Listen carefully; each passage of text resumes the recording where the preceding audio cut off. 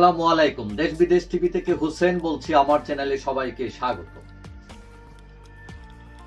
শেখ হাসিনার পুত্র সজীবদের জয়, তিনি উপদেষ্টা ছিলেন শেখ হাসিনার আমলে। এখন শেখ হাসিনা সরকারের পতনের পর দেখা যায় যে বাংলাদেশের সরকার দুদক শেখ হাসিনার পরিবারের বিভিন্ন ব্যক্তির উপর বিভিন্ন ধরনের তদন্ত, বিভিন্ন ধরনের অভিযোগ উত্থাপিত হয়েছে। এবং আমরা দেখলাম গতকাল যে আমেরিকার FBI তারাও এটার তদন্ত শুরু করেছে। এবং গত সোমবার জয় বলেছেন যে FBI যে রিপোর্ট ফাঁস করেছে তাতে অনেক ভুল বিভ্রান্তি আছে, মিথ্যা আছে এবং কয়েকটি গুরুত্বপূর্ণ ভুল আছে সেখানে। FBI বলছে যে দুদকের সঙ্গে তারা যোগাযোগ রাখছে এবং সন্দেহজনক লেনদেনের তথ্য পেয়েছে তারা। এখন কি তথ্য পেয়েছে, সন্দেহজনক কত টাকার লেনদেন, কার কাছ থেকে আসছে, কিভাবে আসছে, এইগুলো এটা কি বৈধ পথে আসছে না অবৈধ পথে আসছে, তার নিজের নামে না আসছে না অন্যের নামে আসছে, এগুলো আমরা জানি না, তারাও বলে নাই। মানে সবকিছুই ভাষা। আর আরেকটা বিষয় হচ্ছে যে দেখলাম কেউ কেউ খুব খুশি হয়েছেন যে জয়ের সাথে তার স্ত্রী ক্রিস্টিনা বিচ্ছেদ ঘটেছে, বিবাহ বিচ্ছেদ, এবং এইটা নিয়ে বিভিন্ন ধরনের কথাবার্তা। এখন জয় নিজে তার ফেসবুক স্ট্যাটাসে সোমবার বলছেন যে ক্রিস্টিনা ও তিনি আর বিবাহিত নন। 3 বছর আগে তারা আলাদা হয়েছেন এবং ডিভোর্স কার্যকরী হয়েছে। তো এখন ওই যে ডিভোর্স, এটা নিয়ে খুশি হওয়ার তো আমি কিছু দেখি না। কারণ ডিভোর্সটা যদিও এটা ভালো সংবাদ নয়, কিন্তু ইসলাম ধর্মে এটা জায়েজ আছে, মানে এটা নিকৃষ্টতম জায়েজ। তো এখন আমাদের সমাজে, ইউরোপ আমেরিকায়, মানে এখন ডিভোর্সটা অনেক নর্মাল একটা ব্যাপার।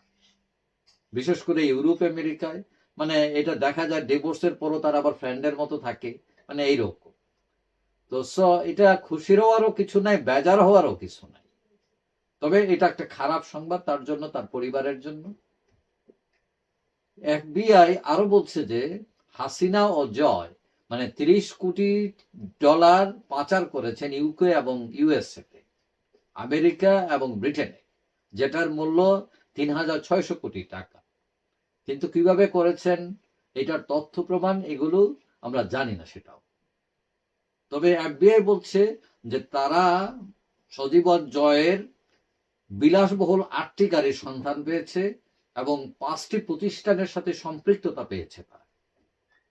এখন তারা শুধু গাড়িরই কথা বলেছে, তার ফ্ল্যাট, বাড়ি, ব্যাংক ব্যালেন্স এগুলো নিয়ে কোনো তথ্য উপাত্ত নয়। তো একটা লোকের যার 8টা গাড়ি থাকবে, দামি গাড়ি, তার তো 20টা 25টা বাড়ি থাকার কথা, তার হাজার হাজার কোটি টাকা ব্যাংকে থাকার কথা, কিন্তু এইগুলোর কোনো তথ্য উপাত্ত তারা বলে নাই। এবং 5 প্রতিষ্ঠানের সাথে সম্পৃক্ততা, তো একজন যদি বিজনেস করে 5 কেন 500 প্রতিষ্ঠানের সাথে তার সম্পৃক্ততা থাকতে পারে।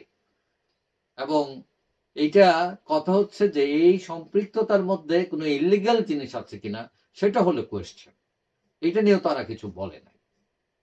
তো এখন আমাদের সমাজে হচ্ছে কি, কারো নামে অভিযোগ উত্থাপিত হলেই মানুষ মনে করে তো বিরাট ক্রাইম, অপরাধ।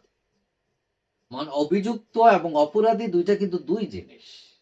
আমাদের দেশের মানুষ ধরে নেয় অভিযোগ উত্থাপন হওয়া মানেই মানে সে অপরাধী, সে ক্রাইম করছে ইত্যাদি হ্যান ত্যান। এটা ঠিক নয়।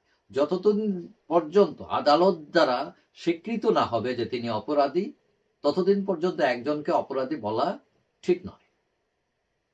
যাই হোক, আমরাও চাই যে কেউ যদি অপরাধ করে, দুর্নীতি করে, রাষ্ট্রের টাকা নিয়ে যায়, অবশ্যই বিচারের আওতায় আনা হোক।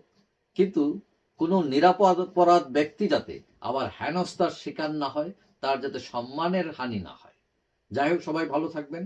আশা করি দেখা হবে অন্য কোনো ভিডিওতে ইনশাআল্লাহ। আল্লাহ।